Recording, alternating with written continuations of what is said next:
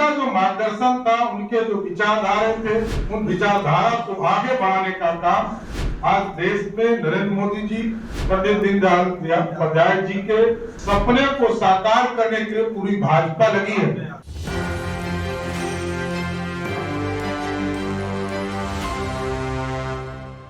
नमस्कार, आप देख रहे हैं एक न्यूज़ 24 और मैं हूं संजीव सिंह आपके साथ। देखिए, बीजेपी कार्यालय में आज पंडित दीनदयाल उपाध्याय जी का जयंती समारोह मनाया गया, जिसमें प्रदेश अध्यक्ष सम्राट चौधरी, नेता प्रतिपक्ष विजय कुमार सिन्हा, राज्यसभा सांसद और पूर्व उप मुख्यमंत्री सुशील कुमार मोदी भी यहां पे उपस्थित थे।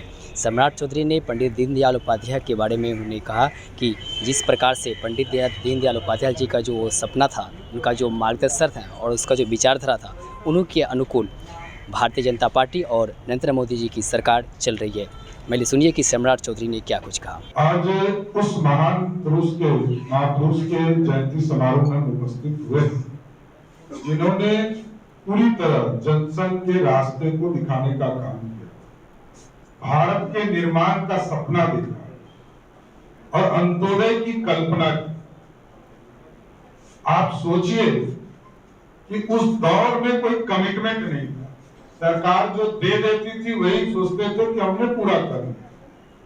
और इसकी शुरुआत आप देखे होंगे कि अंत्योदय की कल्पना को सरजमीन पर लाने का काम देश के श्रद्धेय प्रधानमंत्री जब हुए आदरणीय अटल बिहारी वाजपेयी जी, इसकी शुरुआत और ये कमिटमेंट को पूरा करने का काम आदरणीय नरेंद्र मोदी जी ने शुरुआत की। बिजली, सड़क, पानी, घर घर तक पानी का कमिटमेंट, क्योंकि अंत्योदय जो अभी नागेंद्र जी ने बड़ा स्पष्ट तौर पर बताया कि हम पूर्ण रूप से कैसे विकसित हो सकते हैं, लोगों को क्या जरूरत है, उसकी कल्पना क्या हो सकती है। और पंडित दीनदयाल उपाध्याय जी ने संगठन को भी मजबूत किया।